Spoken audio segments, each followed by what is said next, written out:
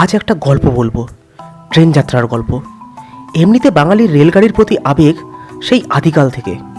তার উপর আগুনে ঘি ঢালার মতো কাজ করেছে আমাদের সকলের প্রিয় সত্যজিৎ রায়ের পথের পাঁচালী ছবির সেই অপরূপ দৃশ্য, যেখানে একটি রেলগাড়ি ছুটে চলেছে রেল লাইন ধরে, আর সেই রেলগাড়ি দেখতে দুটি নিষ্পাপ শিশু ছুটে চলেছে কাশবনের মধ্যে দিয়ে। ট্রেনের প্রতি এই আবেগ, এই ভালোবাসাকে আরও অনেকাংশে বাড়িয়ে দিয়েছে বর্তমান সময়ের আমাদের কিছু বিখ্যাত ট্র্যাভেল ব্লগার। তবে আমার এই পর্বের এই ট্রেন ব্লগ বা আগামী কটা পর্ব ধরে আসা ট্র্যাভেল ব্লগগুলো তাদের মতো হবে কিনা জানি না, তবে মনে প্রাণে চেষ্টা করব সেই ব্লগগুলো যেন আপনাদের আনন্দ দিতে সক্ষম হয়। আমার ডায়েরির পাতায় গল্প লেখা শুরু হয়েছিল 2রা জানুয়ারি সন্ধ্যাবেলা দুর্গাপুর স্টেশন থেকে। ঘড়ির কাঁটায় সময় হচ্ছে সন্ধ্যা 6:20, আর এখন থেকে আমাদের শুরু হচ্ছে জার্নি দুর্গাপুর টু কন্যাকুমারী। আজকের জার্নিটা প্রথমেই শুরু হয়েছে একদম হাঁপাতে হাঁপাতে।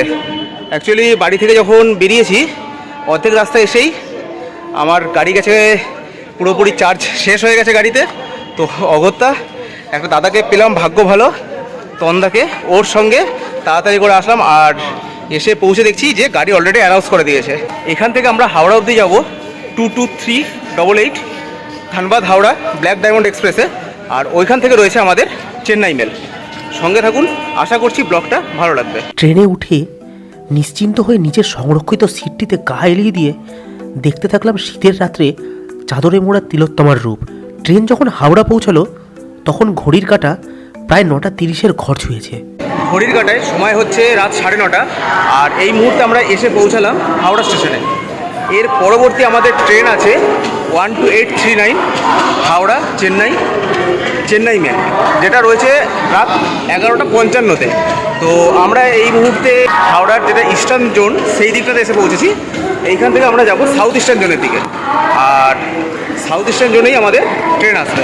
ওল্ড কমপ্লেক্স বা ইস্টার্ন জোন থেকে নিউ কমপ্লেক্স বা সাউথ ইস্টার্ন জোনের দিকে যাওয়ার পর আমাদের উদর জানান দিল দুপুরের খাওয়া দাওয়া হয়েছে সেই দুপুর 1টায়। তাই তড়িঘড়ি আর দেরি না করে বার করে নিলাম ঘর থেকে নিয়ে আসা মাংস আর লুচি। প্রসঙ্গত বলে রাখি, এই সফরে আমার সফর সঙ্গী 3 জন, আমার স্ত্রী, আমার এক কলিগ সুমিত এবং তার স্ত্রী। প্রায় ঘন্টা 2 অপেক্ষা করার পর আমাদের রেলগাড়ি যখন স্টেশনে ঢুকলো তখন ঘড়ির কাঁটা প্রায় 11:30 ঘর ছুঁয়েছে। প্রায় 2 ঘন্টা ওয়েট করার পর রাত 11:30টার সময় আমাদের গাড়ি 12839 হাওড়া চেন্নাই মেল অবশেষে ঢুকছে 23 নম্বর প্ল্যাটফর্মে। আজকে আমাদের টিকিট আছে হচ্ছে B4-এ, মানে AC 3 টায়ারে। আর আমরা আজকে 4 জন রয়েছি, আমি রয়েছি, আর সুন্দরবন আমার সঙ্গে ছিল সুমিত, সে সুমিত রয়েছে, আর আমাদের ওয়াইফরা রয়েছে। ট্রেনে উঠে সবার আগে যেটা করণীয় তা হলো নিজের জিনিসপত্র চেন দিয়ে তালা দিয়ে নেওয়া। একমাত্র ফার্স্ট ক্লাস কেবিন বা কূপ ছাড়া যে কোনো কোচেই আপনি উঠুন না কেন, অবশ্যই নিজের লাগেজ তালা দিয়ে নেবেন। ছেড়ে দিল আমাদের গাড়ি 12839 হাওড়া থেকে চেন্নাই মেল। এই যাত্রাপথে এই গাড়ি অতিক্রম করবে 1662 কিলোমিটার রাস্তা এবং 35টি স্টেশন। তো আমরা AC 3 টায়ারে উঠেছি, আর এখানে উঠে আমাদেরকে দেওয়া হয়েছে এরকম চাদর, এরকম একটা করে বালিশ, আর কম্বল এখনও দেওয়া হয়নি, কম্বলটা দেবে। তো যাই হোক, এর পরবর্তী এই গাড়ির স্টপেজ হচ্ছে খড়গপুর, যেটা 1:39-এ খড়গপুরে পৌঁছাবে। তো খড়গপুরে অতক্ষণ আর জেগে থাকার মতো উপায় নাই, কেননা আজকে প্রচণ্ড খাটনি গেছে আর প্রচণ্ড টায়ার্ড হয়ে রয়েছি। অতঃপর বেডশিট বালিশের সঙ্গে টাওয়াল দেখতে না পেয়ে কোচ অ্যাটেন্ডেন্সের কাছে যখন টাওয়াল চাইলাম, তারা শোনালো কেন তারা সবাইকে টাওয়াল দিতে চায় না। এখানে এরপরে দিয়ে গেল আমাদের এরকম কম্বল, আর আমরা চেয়ে নিলাম এরকম টাওয়াল। এবার ব্যাপার হচ্ছে, এখানে যারা অ্যাটেন্ডেন্স রয়েছে ওনারা বললেন যে ওনারা তো অ্যাকচুয়ালি প্রাইভেট স্টাফ, তো এইগুলো মানুষ ঘরে নিয়ে চলে যায়। মানুষ কতটা নিচু হলে এই জিনিসগুলো করতে পারে। এবারে তার জন্য কি হয়, যারা ঘরে নিয়ে চলে যায় তখন সেইগুলো ওই প্রাইভেট স্টাফদের মাইনে থেকে কাটা যায়। তো সেই কারণে ওনারা কিন্তু এগুলো দিতে চায় না। তাই আপনাদের প্রত্যেকের কাছে একান্ত অনুরোধ থাকবে যে আপনারা কেউ কিন্তু এইরকম ব্যবহার করবেন না। ট্রেনের জিনিস ট্রেনে রেখে দিন, কেননা এর পরবর্তীতে এটা আবার ওয়াশ হয়ে কিন্তু অন্য যাত্রীদের এই একই সার্ভিস প্রোভাইড করবেন এরা। যাই হোক, আর বেশি কথা বাড়াচ্ছি না। আজকে রাত্রে সবাই ঘুমিয়ে পড়েছে, আর আমার জন্য শুধুমাত্র লাইটটা জ্বালানো রয়েছে। লাইট অফ করব, আর দেখা হচ্ছে কাল সকালে। সকালে যখন ঘুম ভাঙলো তখন দেখি আমাদের ট্রেন আমাদের পার্শ্ববর্তী রাজ্য উড়িষ্যায় প্রবেশ করেছে। বুঝলাম ঘর থেকে এখনও খুব বেশি দূরে আসিনি, এখনও একটা গোটা দিন কাটবে এই বাতানুকূল লোহার কামরায়।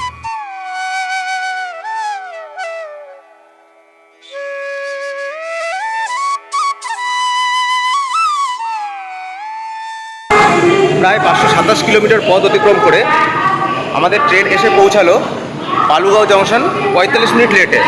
বালুগাঁও জংশন হচ্ছে উড়িষ্যার মধ্যে পড়ে, আর এই যাত্রাপথে আমাদের ট্রেন 4টে স্টেট কভার করছে: ওয়েস্ট বেঙ্গল, উড়িষ্যা, অন্ধ্রপ্রদেশ আর তামিলনাড়ু।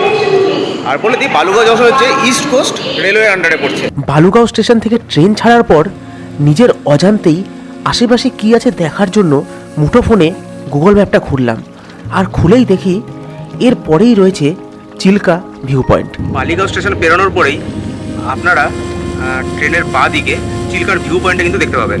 তো দেখুন, এবার চিল্কার ভিউ পয়েন্টটা আসছে।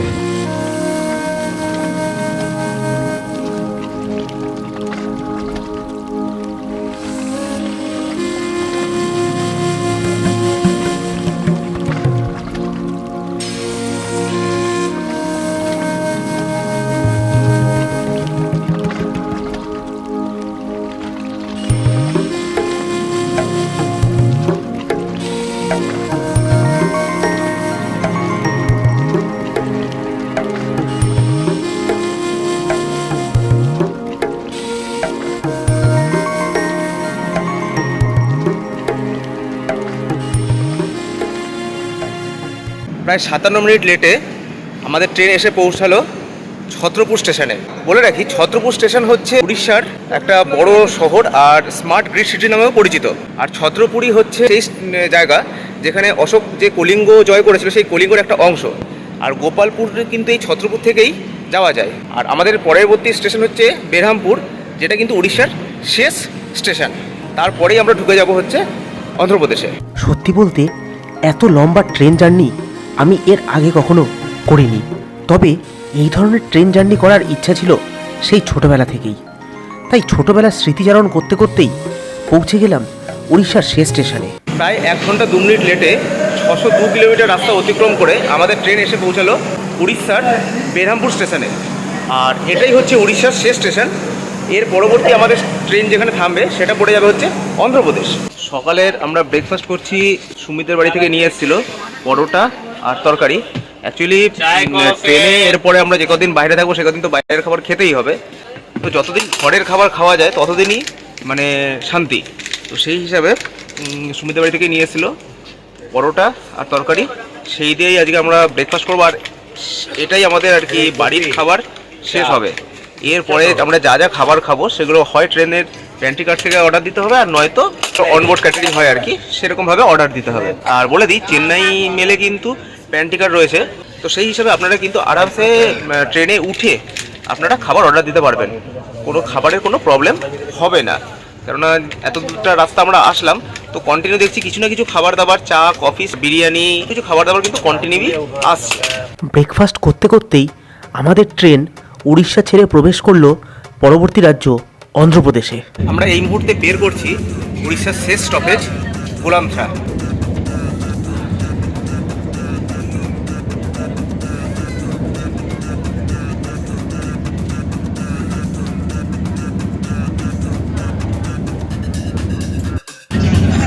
গোলামথা পেরিয়ে আমাদের ট্রেন প্রবেশ করলো হচ্ছে অন্ধ্রপ্রদেশে। আর অন্ধ্রপ্রদেশের প্রথম স্টেশন হচ্ছে সুরলা রোড।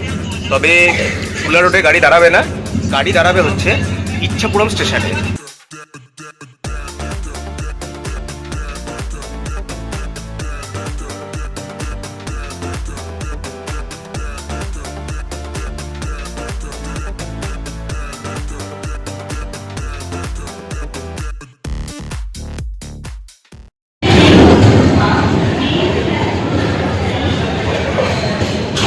প্রায় 627 কিলোমিটার পথ অতিক্রম করে হাওড়া থেকে আমাদের ট্রেন 1 ঘন্টা 2 মিনিট লেটে এসে পৌঁছালো ইচ্ছাপুরম জংশনে। আর ইচ্ছাপুরম হচ্ছে অন্ধ্রপ্রদেশের প্রথম স্টেশন, যে স্টেশনে চেন্নাই মেলের হল্ট রয়েছে। আর এই পুরম পুরম এরকম শুনেই বুঝতে পারছেন যে এটা অন্ধ্রপ্রদেশের মধ্যেই কিন্তু ঢুকে গেছে। সকাল 10টা বাজতে না বাজতেই প্যান্টেকার থেকে এসে আমাদের আজকের খাবারের অর্ডার নিয়ে গেল। আমরা নিজেদের মধ্যে গল্প করতে করতে বেশ কিছুটা সময় বের করার পর দেখি আমাদের ট্রেন এসে পৌঁছেছে নওপাড়া জংশনে। হাওড়া থেকে 703 কিলোমিটার পথ অতিক্রম করে আমাদের ট্রেন 16 মিনিট লেটে এসে পৌঁছালো নওপাড়া জংশন।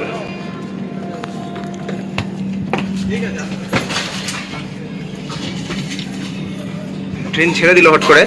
আর নওপাড়া জংশন হওয়ার কারণ হচ্ছে এখান থেকে উড়িষ্যার কুনুপুর যাওয়ার লাইন ভাগ হয়ে যায়। দুপুর 12টা বাজতে না বাজতেই আমাদের লাঞ্চ চলে এলো আমাদের নির্দিষ্ট সিটে এবং দেখলাম ট্রেনের সমস্ত প্যাসেঞ্জার এই 12টার সময় লাঞ্চ করতে ব্যস্ত হয়ে পড়ল। অগত্যা আমরাও খুললাম আমাদের নিজেদের খাবারের বাক্স। ঘড়িতে টাইম হয়ে গেছে দুপুর 12:30, আর আজকে দুপুরের লাঞ্চের জন্য আমরা অর্ডার করেছিলাম ট্রেনেরই প্যান্টেকার থেকে। আর লাঞ্চের জন্য ছিল হচ্ছে এরকম ভাত, একটা তরকারি, চিকেন, এদিকে ডাল রয়েছে, আর এদিকে এক্সট্রা ভাত রয়েছে, আর সঙ্গে চাটনি। এবার খেয়ে দেখার পালা যে খেতে কীরকম। আর হ্যাঁ বলে দিই, আমরা চিকেন থালি নিয়েছি। চিকেন থালির দাম হচ্ছে 160 টাকা করে, আর মাছ ভাতেরও দাম হচ্ছে 160 টাকা, ডিম ভাত হচ্ছে 150 টাকা, আর যারা নিরামিষ খাচ্ছে তাদের জন্য দাম হচ্ছে 140 টাকা। আর নিরামিষের মধ্যে একই জিনিস থাকবে, শুধু চিকেনের বদলে পনির থাকছে।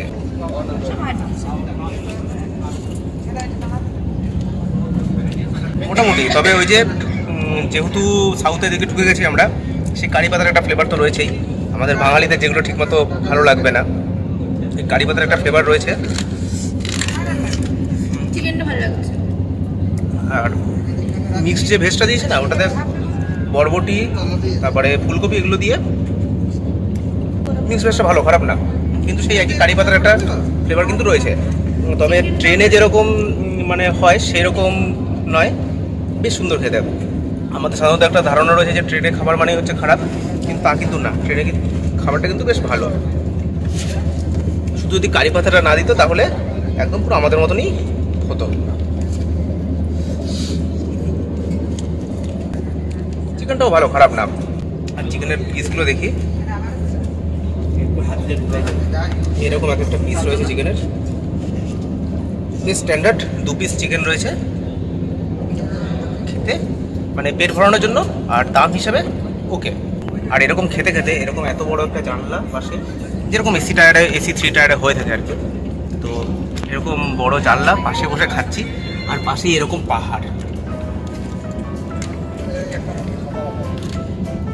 এরকম খেতে খেতে বাইরের যে এরকম দৃশ্য দেখার মজাই কিন্তু আলাদা। খাওয়া দাওয়ার পর একটা ভাত ঘুম হলো বাঙালির জন্মগত অধিকার।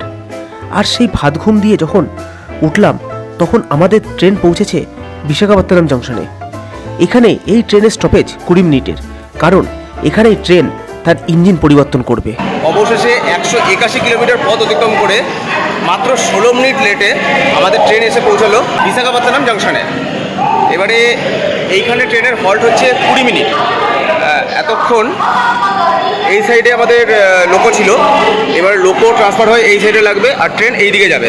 বলে রাখি, বিশাখাপত্তনম কিন্তু ইন্ডিয়ার সবথেকে ক্লিনেস্ট রেলওয়ে স্টেশন। তাই যারা এই ট্রেনে যাতায়াত করবে বা বিশাখাপত্তনমের উপর দিয়ে যাতায়াত করবেন, তারা পারলে কিন্তু একবার অবশ্যই স্টেশনে নেমে স্টেশনটা ঘুরে দেখে নেবেন, কারণ এরকম ক্লিনেস্ট স্টেশন আপনি ইন্ডিয়ার মধ্যে আর কিন্তু কোথাও দেখতে পাবেন না। বিশাখাপত্তনম থেকে আমরা নিলাম এরকম ফ্রুটি। আর এর আগেই বললাম যে বিশাখাপত্তনম হচ্ছে আমাদের cleanest railway station in India. তো আপনারাও এখানে আসুন, এখানে এসে স্টেশন থেকে খাওয়া দাওয়া করুন, কোনো অসুবিধা নেই। কিন্তু তারপরে সেই যে খাবারের প্যাকেটটা সেইটাকে এরকম ডাস্টবিনে ফেলে দিন। রেল কর্তৃপক্ষ একটা স্টেশনকে সাময়িক পরিষ্কার করতে পারে, কিন্তু সেই পরিষ্কার পরিচ্ছন্নতা বজায় রাখার দায়িত্ব আমার আপনার মতো সাধারণ মানুষদের। তাই যদি কোনো স্টেশন নোংরা হয়ে থাকে, তবে তার দায় যতটা ভারতীয় রেলের, তার থেকে অনেক বেশি বর্তায় ভারতীয় জনগণের।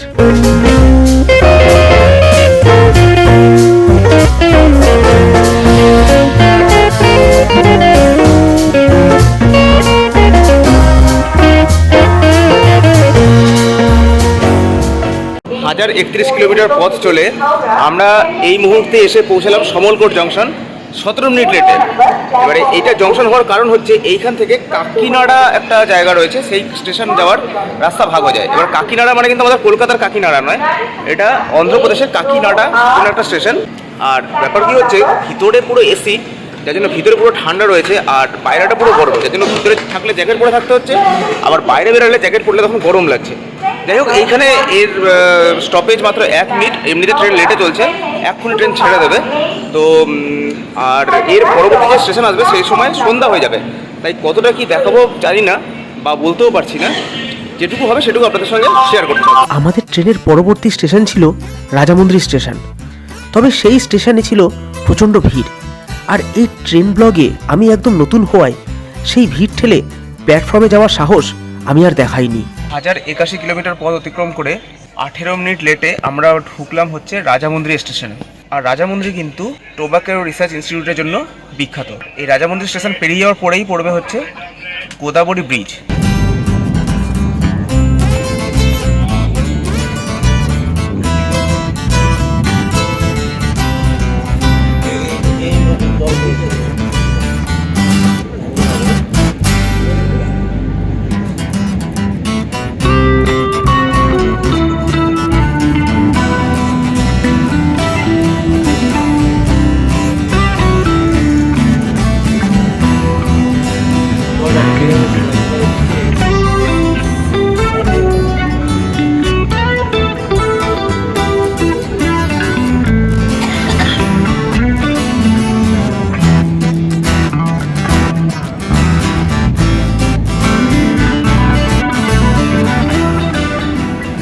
বিশাল বড় গোদাবরী ব্রিজ পেরোতে সময় লেগেছিল প্রায় 2 মিনিট। মাঝের বালির চর দেখে প্রথমে ভেবেছিলাম নদী শেষ হয়ে গিয়েছে, তবে 2-3 সেকেন্ডের মধ্যেই ভুল ভাঙল।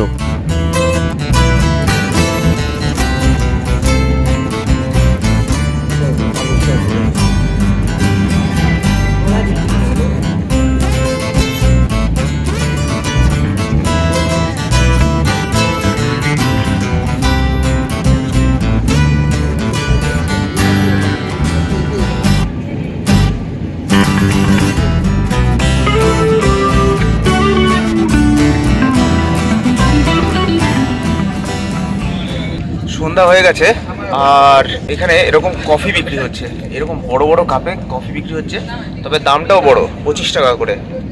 খেয়ে দেখি।